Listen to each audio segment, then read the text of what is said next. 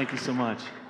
Thanks for everything. And I wanted to ask a question just about approaching life through listening and working with all these ideas. I tend to approach life in one or two ways. One with the idea of walking towards what I'm desiring. From that approach comes a lot of to-do lists and focus. And the other way is the idea of the cork in the water and going with the flow and not writing the to-do lists and just... Yeah. And so I tend to go back and forth. And Well, that's a productive way to do it. Sometimes one approach is more satisfying in the moment, and sometimes the other approach is more satisfying in the moment. This is the way we would play that out if we were standing in your physical shoes. The other day, Esther was doing a focus wheel, which is a process that helps you to focus on what you want, and it's also a process that cleans up energy. In other words, it helps you to focus your energy toward what you want. But there's resistance in the process, because just in the knowing that you're going for something that isn't coming naturally to you right now, the what's not coming naturally to right now is a player in your mix. So a friend had been staying with her for a little while, and they had done quite a few focus wheels together. So Esther was really sort of on the focus wheel, let's clean up all the messy business that I have going on in my life era of her life. And then she was sitting there by herself one morning attempting to do that. A thought came into her mind, and the thought said, because she was focused upon something specific around her business and her office that she was wanting to feel better about. And the thought came to her, wait a minute, I'm a powerful creator, I'm invincible, and if I could have it just the way I want it, what would I choose? And in the middle of that if I could have it thought came the since I can have it thought. And all of a sudden everything in Esther's energy stream shifted, because her vortex became dominant when she said, since I can have everything I want, and since everything that she wants is in the vortex. Just in that shift in her statement, the vortex called her in such a way that she felt out of body. She felt like she went through a portal, and for about 10 seconds she saw perfection in her life, just for about 10 seconds. And for the first time, these are her words back to her daughter and her friends that she's chewed over this moment in time with. For a brief moment in time, I knew, she said, I knew what Abraham's been saying all along, that one who's connected to the stream is more powerful than a million who are not. She felt the power of the utter releasing of resistance. So what we're getting at with you is sometimes if you've got resistance and it's in your face, it feels like the only prudent thing to do is to work on releasing the resistance. But in your effort to release the resistance, in other words, think about it. If source is calling you forward and there is resistance over there, and you've decided to release some resistance, aren't you looking over there where the resistance is? What have you got your ear out for? And so even though we've done lots of focus wheels with lots of people, and we really respect the shifting in energy that so many of you do with it, there are times like today when we really want to say to you that if you can just let go, that your inner being will take you in the direction of where you want to go. And so the rule of thumb that we would use is this: focus a lot if you're feeling great. And by focus a lot, we mean focus on it until it becomes more and more and more and more and more and more specific. And don't take your attention from it as long as the specifics that will grow, because the momentum says they must. The specifics will grow and grow and grow and grow and grow. The momentum will grow and grow and grow and grow. Your feeling of elation will get higher and higher and higher and higher and higher. You'll feel more and more and more and more invincible. And as long as that is the way you are feeling, do not take your eye off of whatever is causing that momentum to increase. But if something different than that is happening, if the more you focus, the more frustrated you're becoming, if the more you're focusing, the more it feels like a struggle, then let it go. Let the specifics go. Specifics are your friend when you feel great. They are not your friend when you don't feel great. General is your friend when you have any resistance at all. And general is always your friend. Non-resistance is always your friend. But if you are in a general place of non-resistance, it is our absolute promise to you that the momentum from that general place of non-resistance will grow and expand until you will feel that euphoria that you are looking for. And that's what we meant early in this conversation today when we were talking about those piles of sticks. And that if you take any subject where it's easy for you to find alignment, now it will be easier for you to find the specifics of the alignment of all of those different subjects. Does that make sense to you? Did you get that? It's like if you get into your vehicle and you don't really know what you're doing, you're new at it, your driving instructor wouldn't say, put the pedal to the metal. You're too young to even know what that means. Your driving instructor would not say, give it all the gas you can give it. Your driving instructor would want you to get a feel of the car and to know that you can guide it, and for you to know that the car will go where you point it and that you have the ability to guide it, and would never ask you to go faster than your ability to maintain your balance there.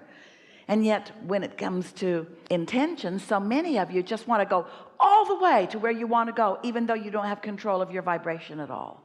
And if you don't have control of your vibration and you're focusing and talking and studying and getting together in groups, you are increasing the momentum in the opposite direction of the well-being that you're seeking. Yes? Right. At first, that idea about the focus wheel, and it's relevant. This is the discussion that's the difference between whether to be a deliberate creator or be an allower. And what we want to say is, you've been a deliberate creator. Life has caused you to be a deliberate creator. You have put into your vortex everything that you want. Core desires are there. And because they've been over there, and your inner being's been there, who is you also, and because the law of attraction is responding to your inner beings, can you see that the cooperative components have all been gathered to the intentions and desires that you've given birth to? The baby in the womb, that mother is not sitting all day and programming herself to do the right thing for that fetus to expand. There is a process that she trusts and knows. And what's growing in the womb of your vibrational reality is like that too.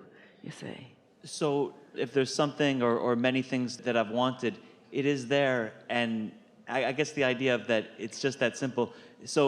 And your lack of attention to it not being there will cause a stream of clues about where it is to flow into your experience, which is what you live for.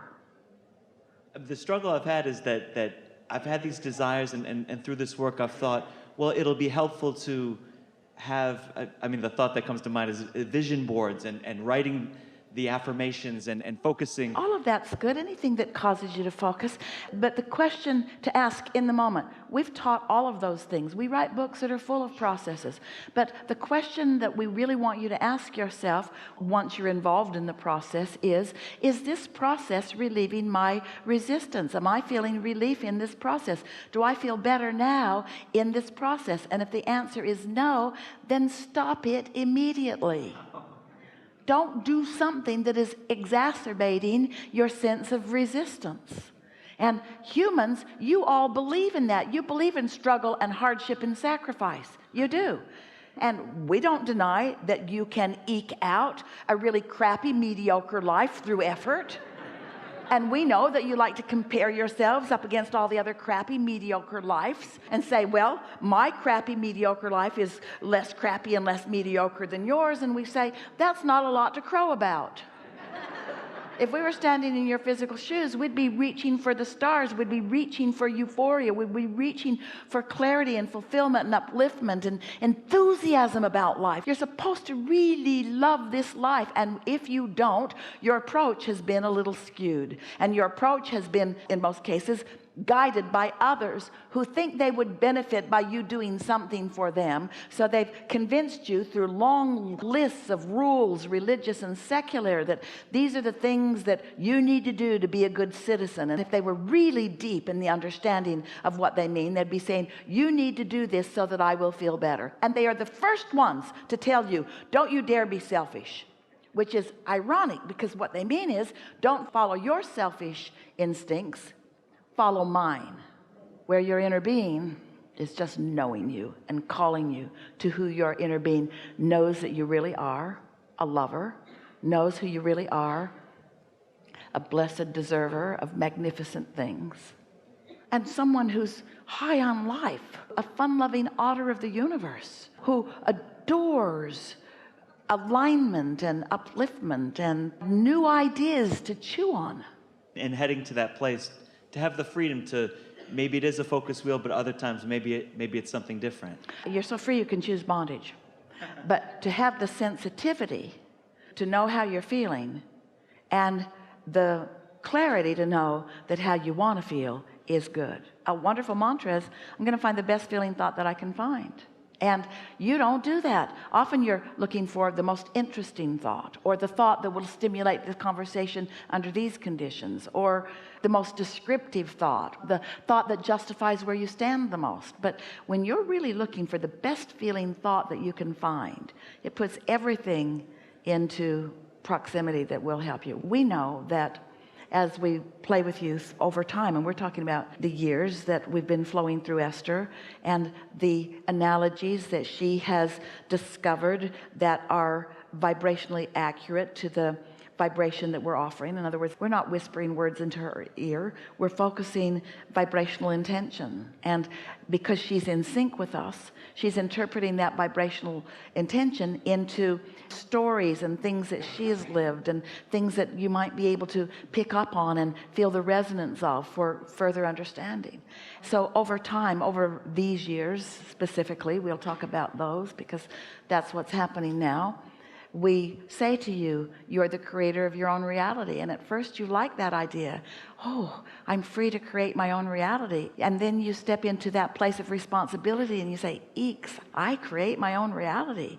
You're sort of bipolar about whether you even want to be the creator of your own reality. And then we look schizophrenic to you too, because we say segment intend and be deliberate and think about what you want and script. And even we say daydream. And then sometimes we say relax and put your feet in the water and meditate and just let it be. And you think, Abraham, what do you want from me? Do you want me to get really deliberate, or do you want me to chill? And we say, you have to know where you are before the answer can be the right answer. If you're feeling great, don't chill, focus. Because when you focus, when you feel good, then you get to feel the momentum of that. Really, we're just asking you. Esther and Jerry drove around in Prevost buses for years. Big and powerful and wonderful and lumbering, really, by comparison. They were high profile. They had a lot of weight behind them. The bus itself weighed 60,000 pounds. And when you're going down a mountain, you don't want to let it loose. You want to set it in a gear because you don't want to burn up your brakes, where the gears will actually offer enough resistance to the engine that it goes down the mountain in a controllable way. And then Esther went from that big, massive, lumbering, she loved it, machine to an Audi R8 that was close to the ground and engineered like nothing that she'd ever driven before. And she discovered as she went out in the night and drove it when no one was looking, that she could take corners like she'd never taken corners before. That inertia was not the factor at all that it had been. The physics of the world were different in response to that big lumbering bus and that little Audi R8. She demonstrated it to herself. Her logic already knew it, but her experience of it was thrilling to her. She actually began to feel like she was driving down the freeway one day according to the speed limit, because she is a lawful person unless no one's looking. And she drives according to the conditions, which is what the driver manual says. Drive according to the conditions. And she wanted to be over there and traffic was all backed up. And for a moment, she actually thought she could just put it in another gear and just leap over there. Felt to her like that machine would fly. She didn't try it, but for a moment, she put into her vortex a car that will fly. Someday she will drive it. She won't be the first. She'll wait till they work the bugs out of it. Then she'll go get one. So we know you hear the point. Thank you. Thank you. Thank you.